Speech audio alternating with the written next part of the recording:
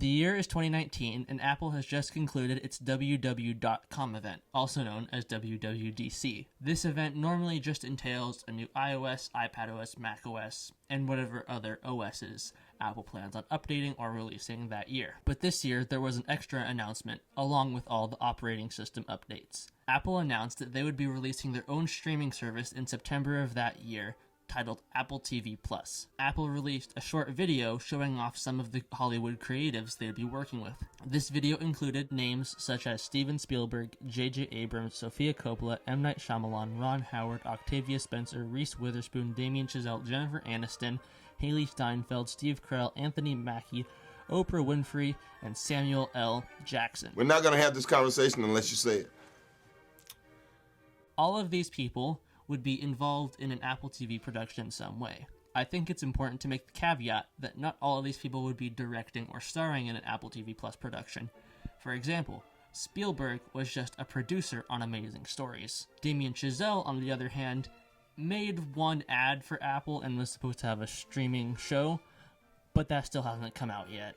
I guess Babylon got in the way. All of these names also came with the, in my opinion, much more important announcement that Apple TV Plus had acquired the rights to Holla, a Sundance and Toronto International Film Festival official selection.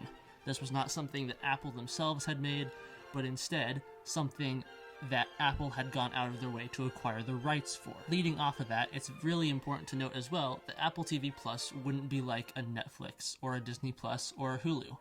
They wouldn't be acquiring any shows or films from other streaming services, at least not at first. This has changed some in recent years, and every once in a while you'll catch a stray film that will be on there for 30 days, coinciding with a release of one of their own films that they deem similar, but for the most part, Apple TV Plus is all about original content. So, back to 2019.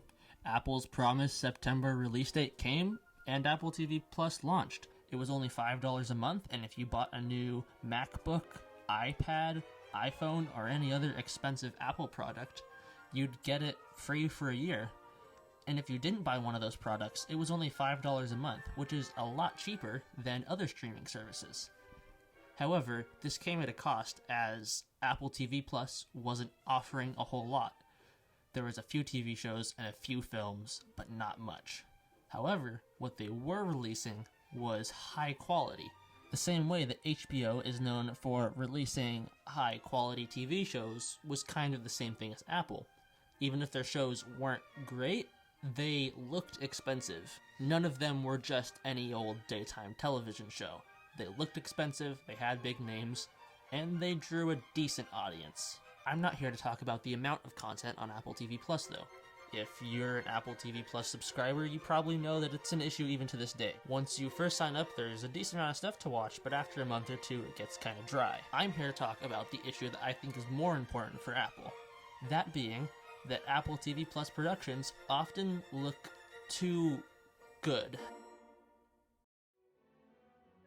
Now, saying that a streaming service puts out too good quality of shows and films might seem insane, especially in a time when there's a million videos about crap that Netflix puts out on a monthly or even weekly basis. But I guarantee you I can defend my position. But first, let me explain how I came to this realization. It all started when a friend and I were discussing the Apple TV Plus original show, Ted Lasso. Ted Lasso is a solid 4 out of 5 in my book.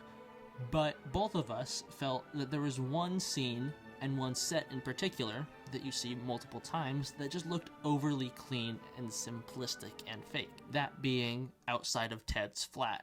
Something about it just comes off as kind of Mary Poppins. Something you should see in a musical, but you're seeing it in admittedly a comedy show, but also a comedy show with heart, and it just doesn't get that tone across. It definitely doesn't feel dirty or downtrodden, but it doesn't look real and lived in. The rest of the show looks clean, but looks lived in a way that just this street doesn't. As my friend and I continued to talk, we began to realize that this is not a singular issue with just Ted Lasso. It is an issue across all of Apple TV Plus and its productions. It can be used better in some and worse in others, but I believe it is unarguable that Apple TV Plus has a cleanliness issue.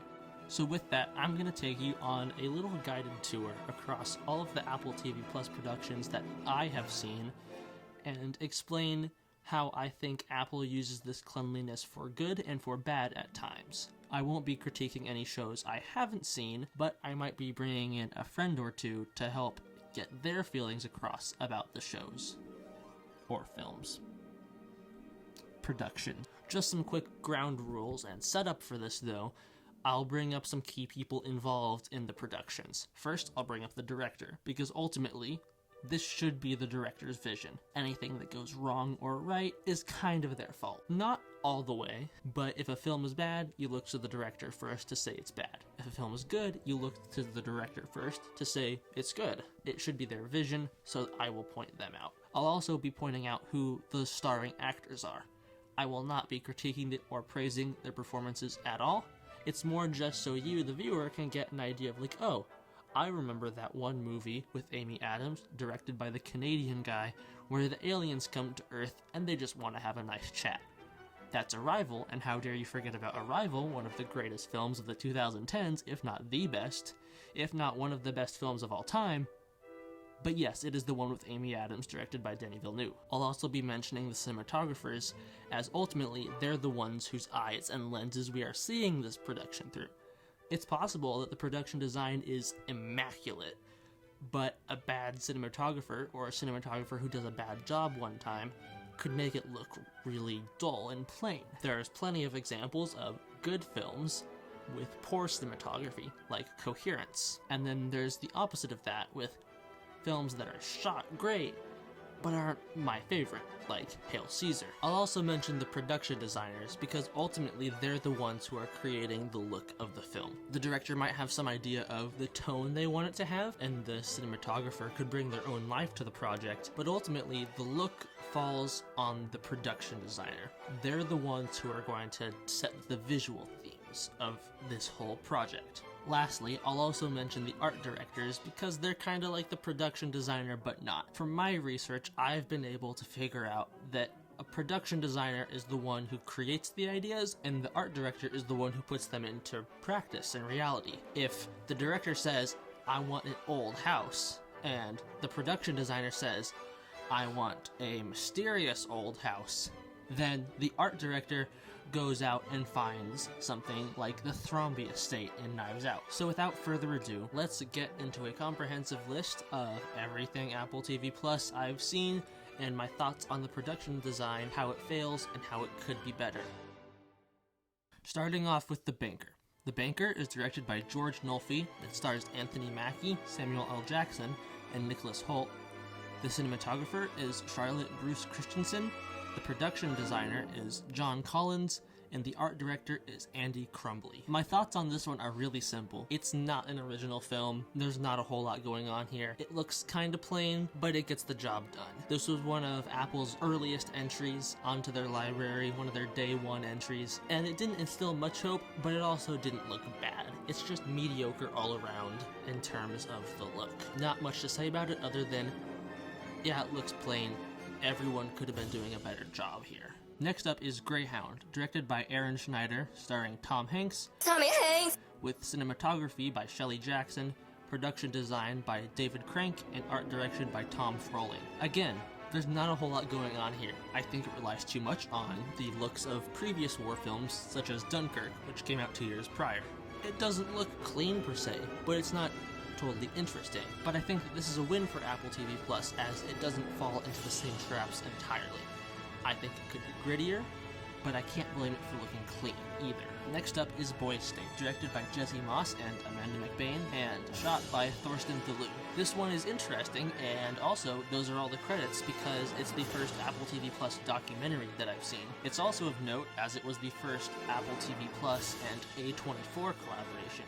As you probably know, A24 is an indie studio darling, and there's a lot of extra reputation and weight that comes with an A24 release. Maybe that's why this looks kind of different, but it also fits in the Apple TV Plus in a kind of okay way. For a documentary that is critiquing the way that America raises its young into politics from a young age, everyone gets shoved together. It's 1,000 boys. Most of them are white. They're all wearing the same t-shirt. And the settings look kind of plain. They're government buildings, but I think they intentionally look bland and banal. I think the Apple TV Plus really works in this case.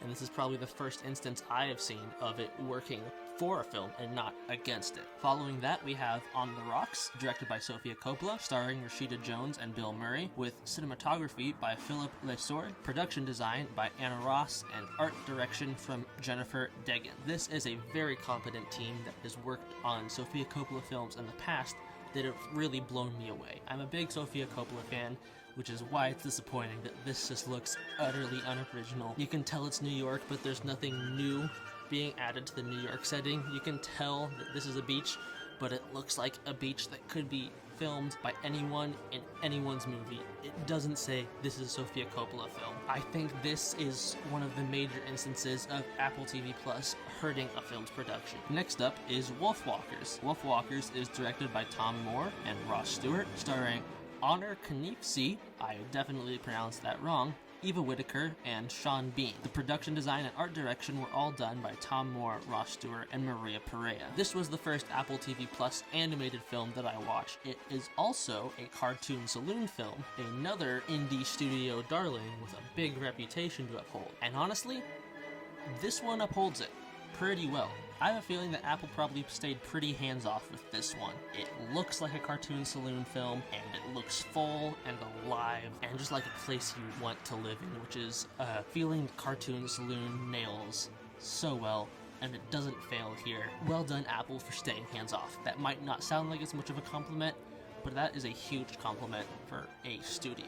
Next up is Cherry, directed by the Russo brothers, starring Tom Holland and Sierra Bravo, with cinematography by Newton Thomas Siegel, production design by Philip Ivory, and art direction by Marco Trentini, Miles Michael, and Ahmed Bagil. You say bagel wrong. Cherry is about Tom Holland and Sierra Bravo as they become addicted to drugs over time. Partway through the film, their house is a mess, or at least it's supposed to be a mess. I keep a pretty clean room, but I can tell you that that's not really what a mess looks like. The outdoor scenes honestly look pretty good. The stuff in the desert looks even really good, but the indoor scenes are really, someone dropped the ball. It looks fake and just like a set. Next up, we have Coda, a word that will strike fear in the hearts of anyone who bet money on last year's Oscars. It is directed by Sion Heder, starring Amelia Jones, Marlee Matlin, and Troy Kotzer. The cinematographer was Paula Hudebro, the production designer was Diane Letterman, and the art director was Paul Richards. Honestly, I think this looks just a little bit better than most Apple TV Plus productions. It still looks fake. Even the outdoor stuff, the indoor stuff, there's something about it that doesn't feel true to life and lived in. That said, I think it also feels fairly inviting, which is extremely important for this film. More important than looking real. So, job kind of well done. Still falls into the Apple cleanliness trap, but I think that the team was able to work around this in a fairly decent way. Then we have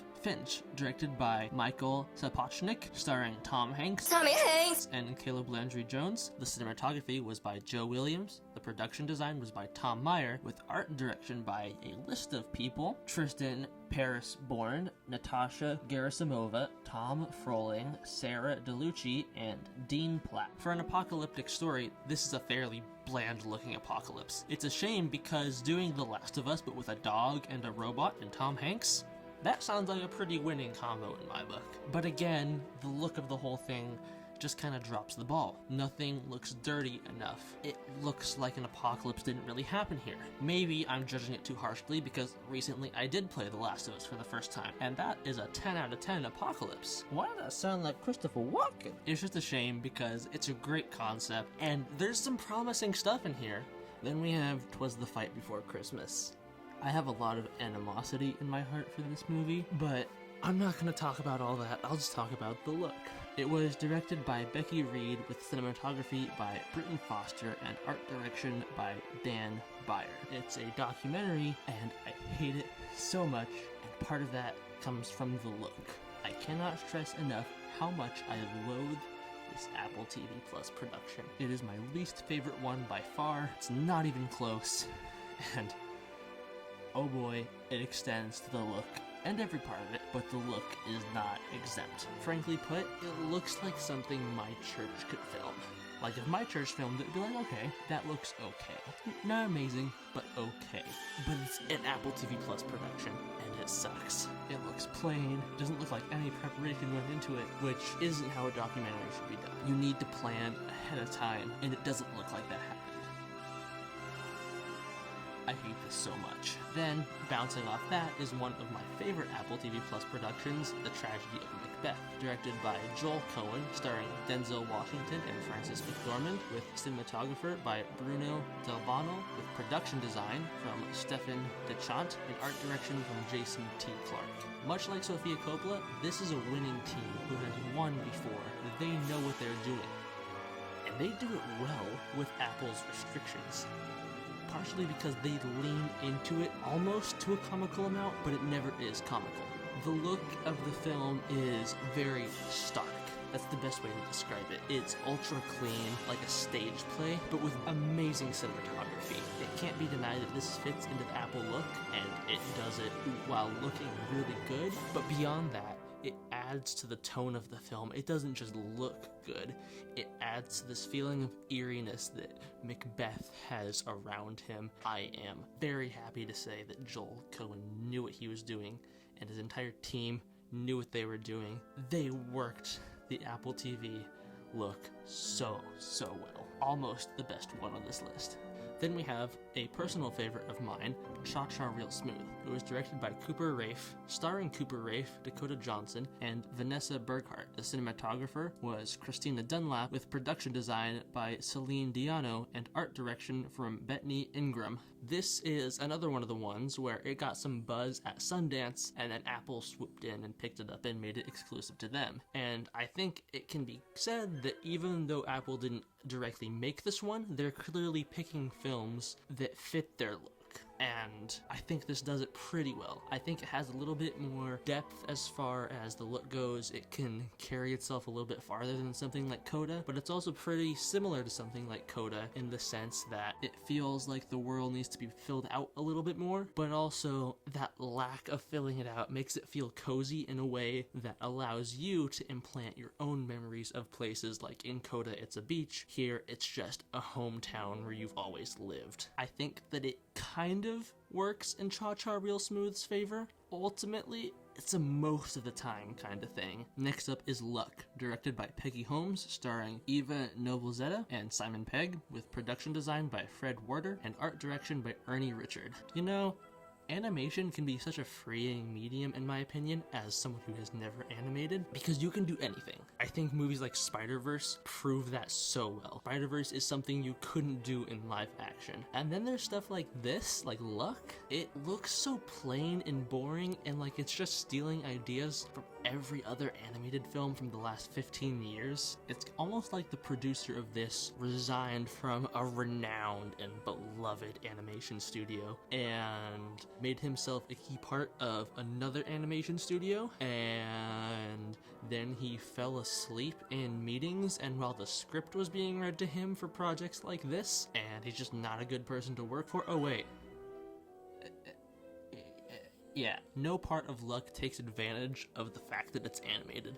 Apple has big enough budgets, they could do something very similar to this live action. No part of this looks imaginative. No part of it breathes imagination and childlike wonder into me. And I'm not saying that all animation needs to do that. That's clearly the goal of a film like this, and it's just so vapid and plain and empty, and there's nothing going on here. Then we have The Greatest Beer Run Ever, directed by Peter Farley, starring Zac Efron, Russell Crowe, Kyle Allen, and Bill Murray, with cinematography from Sean Porter, production design from Tim Galvin, and art direction from Deborah Wheatley. Earlier on, I talked about how Ted Lasso was one of the Apple TV Plus productions that inspired me to make this video, a conversation with a friend that just got the idea rolling. We also talked about this, because there's just multiple scenes in here, but one scene in particular that don't look like they took place in Vietnam. There's one scene in particular that really drove us to this idea, and it's the morning after a devastating attack. And it looks like there's some smoke and buildings are crumbled, but no part of it says devastation and panic. And I think this is one of the times when that's really on the fault of the cinematographer. It's stable shots that just aren't interesting. They're not helping out the actors here in any way. I think it's largely the cinematographer's fault in this case. I don't want to completely let the production designer and the art directors off the hook here, because it could look better in their regards, but I think this is a cinematography issue. It's bland, it plays everything safe, and safety is the death of art. There's definitely a way to portray scenes exactly like this, with these same actors, in this same moment, on this same set that is a lot more impactful, but this isn't it. Next up is Causeway, directed by Leila Neugbauer, starring Jennifer Lawrence, Brian Tyree Henry, and shot by Diego Garcia, with production design by Jack Frisk and art direction from Timothy Stewart Hildebrandt and Matthew Gatlin. This is another Apple TV Plus and A24 collaboration, and in my opinion, easily one of the best looking projects on Apple TV Plus. It's set in New Orleans and can feel boring and unloving at times, which would be a similar critique to what I gave Sofia Coppola's On the Rocks. But that unlovingness is intentional. The lead character of the film, played by Jennifer Lawrence, talks about how she just desperately wants to get out of the city. And there's this feeling and look in every scene where you can see that there's people here that live here, and it feels lived in. And there's kind of like a settled suburban beauty to even the ugliest of places that you think, if I was there, I would want to get out. But if I had lived there my entire childhood, I kind of get the struggle that Jennifer Lawrence's character is going through. It's not perfect, but at the end of the day, it's one of the better looking Apple TV Plus films. After that is Spirited, directed by Sean Sanders, starring Will Ferrell, Ryan Reynolds, and Octavia Spencer. The cinematographer is Kramer Morganathew, with production design by Clayton Hartley and art direction from Rachel Block, Sandra Doyle, Carmola, and Patrick Scalise. This one doesn't look great. Definitely one of the prime examples of the Apple TV Plus look, because it looks expensive, it's got big names, but it looks so bland. Everything here feels like a set. Maybe a lived-in set a little bit, but a set nonetheless. A portion of this takes place in the 1800s. Doesn't feel like the 1800s, feels completely like a set. A portion of this takes place in a magical headquarters. Still, just feels like a set. And even this ice top rink, which is a completely realistic thing that you could go to, I'm sure. I've only been ice skating once, so I can't say how safe it is on a roof, but I feel like chances are you're not gonna go flying off. But regardless, it looks like a set, which is so boring. And maybe in a world where you can't tell, that's fine. Maybe in a world where you can't tell that it's shot on a set and you just find out afterwards, oh, that's a little bit disappointing that Ryan Reynolds and Will Ferrell weren't actually ice skating on top of a roof. Maybe you go, oh well. But in a world where you can tell, that's more than disappointing. That's detrimental to the film, because it's just kind of nagging at you in the back of your mind, like, something doesn't look right here. Now, that's a comprehensive list of all the Apple TV Plus productions I've seen. I felt it was important to talk about all of the films and shows we had seen, because I didn't just want to nitpick one or two that were obviously lower budget and less important on Apple's quarterly earnings. It's also important to show everything I've watched, to show that the issue is large. It's not on just one or two projects. It's an issue throughout Apple TV Plus, in the productions that they make themselves, but also just in the ones they pick up. They seem to be picking ones that fit their look, and that's kind of lame and boring. That's an unfancy way of putting it, but be adventurous. I respect Netflix because they will in this same week put out the worst movie you've ever seen and something really good. And on the topic of other streaming services, why is this Apple's issue? Why is it not Hulu or Netflix or Disney Plus's issue? To me, it's pretty clear. Apple is a brand first, a brand outside of streaming. Hulu, you're not buying a Hulu phone. Same with Netflix. Disney Plus, they have a brand, but even then, Disney Plus is more of its own thing. Apple has a brand to uphold completely outside of entertainment. They have to maintain a brand image where everything is clean and minimalistic. If it's not necessary, Apple gets rid of it. Everything they do, say, sell as a company has to go through so many levels of scrutiny and trying to make it just good enough for their standards, and their standards are, we need people to buy this. It's money focused. After all, they are the largest company in the world if you're looking at market caps. Now, this can make for a pretty good technology company. I am reading this script from a Mac. I have a timer set on my phone to know when I need to stop recording. I am wearing an Apple Watch. My family owns Apple products. It feels wrong to say you're a fan of a company, but you know, when Apple releases a new phone, I get a little bit interested. Like, oh, I'm probably not going to buy it, but you know, what's it do new? All that to say, I don't hate Apple, and in my opinion, they're a pretty good technology company, but the same ideals for a technology company don't make an amazing media company. Now, you might be asking yourself, what does it matter if Apple TV Plus has a look? Is that really any different from a director having a look or a style? First of all, I think that if we lived in a world where everything had the same look on one streaming service and on another streaming service, it had a different look, that's boring. You don't want the clean streaming service, the adventurous streaming service, the cinephile streaming service, and everything kind of fits into its box. And it's fine to have an audience, but you shouldn't just be one thing, because your audience is gonna get bored with that.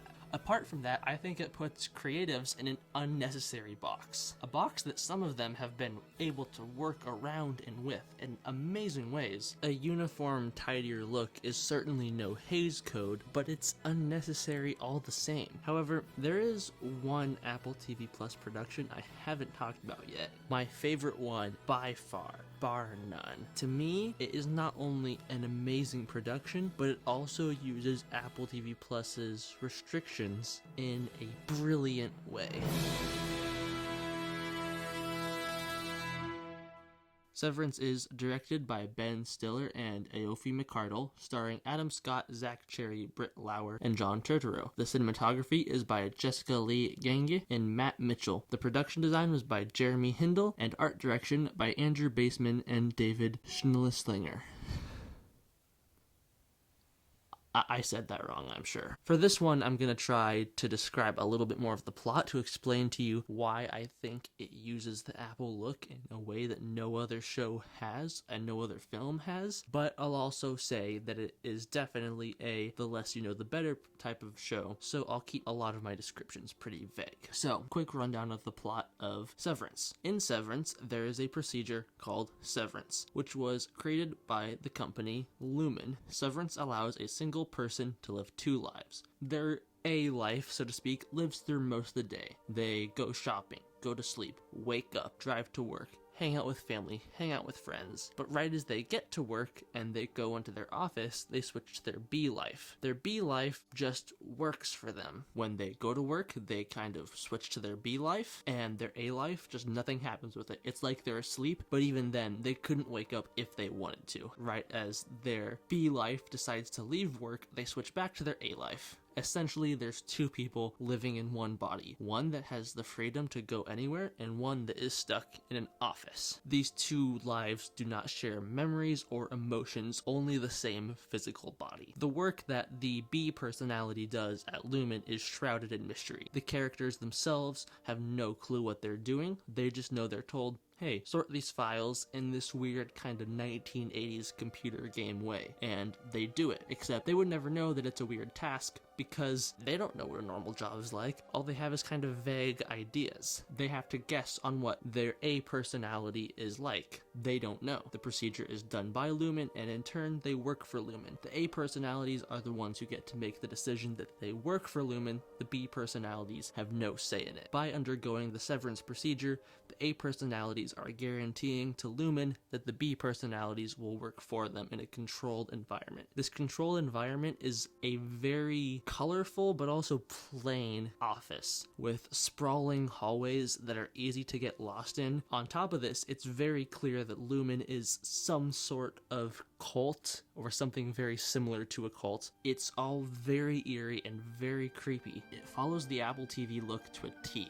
It is the definition of sterile, clean, and empty. But it works because it's crafted into the plot. It's the outer world that's darker and grittier and less perfect. The side that the A personalities get to see, and often that can be what drives them to work for Lumen, to have the severance procedure, because they've gone through some sort of tragedy and they want to escape that. They don't want to have to work. They just want someone else to carry part of that burden for them. And so that world is gritty and darker. It's a sad world. Whereas the Lumen headquarters for the B personalities is bright. It's windowless. It's clean. It's sterile. Every room is large but sparsely populated. It's a feeling of eeriness that goes to every single corner of every room and every hallway, on every elevator. It's clean and perfect to a fault, and that is 100% the point.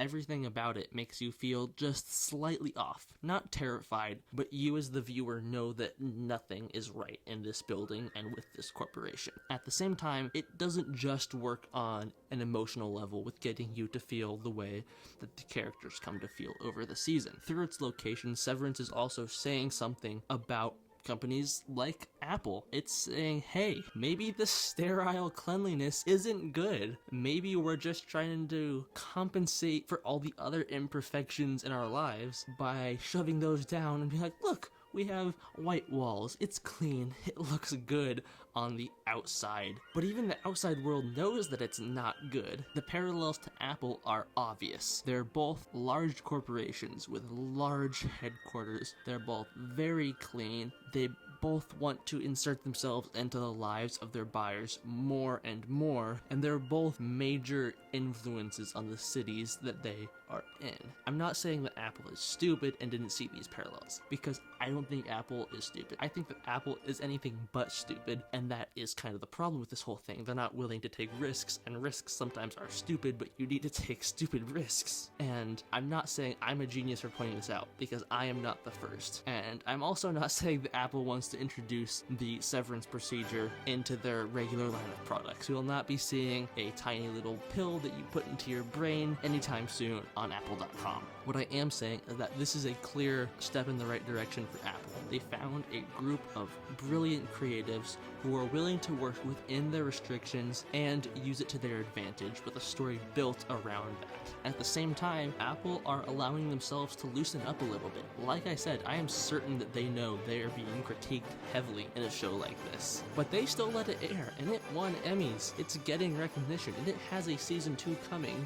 It also shows that Apple is letting go of their brand a little bit if they're willing to be critiqued by themselves like this. I don't think they're going to change their business practices anytime soon, but I think it helps that they're saying, like, yeah, poke some fun at us. We kind of deserve it. So what was the point of all this? I don't think Apple's going to see this.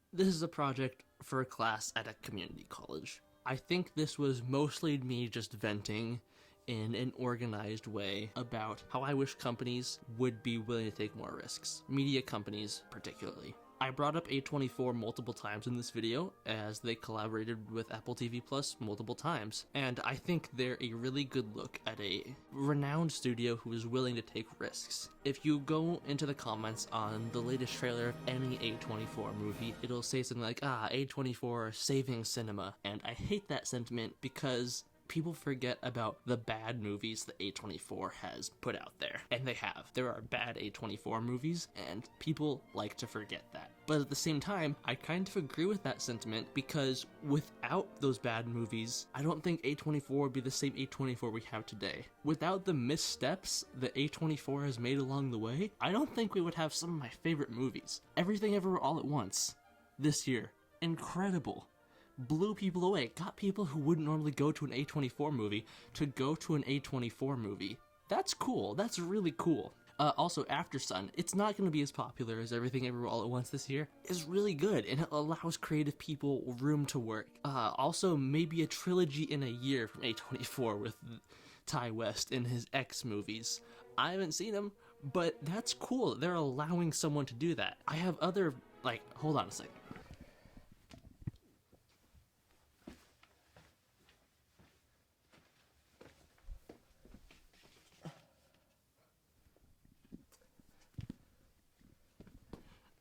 Like I was saying, without A24, we wouldn't have some of my favorite movies of all time, like The Green Knight. I have to thank my language arts teacher, because she got me into The Green Knight at around the same time I was getting more and more into film. And because of that, I own the Green Knight 4K Blu-ray, and because I'm bad with money and impatient, I own the Green Knight Steelbook as well.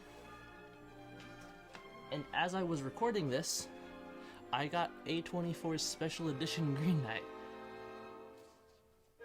Without A24 being willing to take risks, I don't think I'd love film as much as I do. And I guess at the end of the day, I just want more companies like them who are willing to fail, because they do. And Apple TV Plus right now isn't willing to fail. They're willing to be clean and sterile, and that's not a risk. If you're gonna take a risk with clean and sterile, do it with something like Severance. Don't do it with the greatest beer run ever. Please, Apple TV Plus, learn to fail.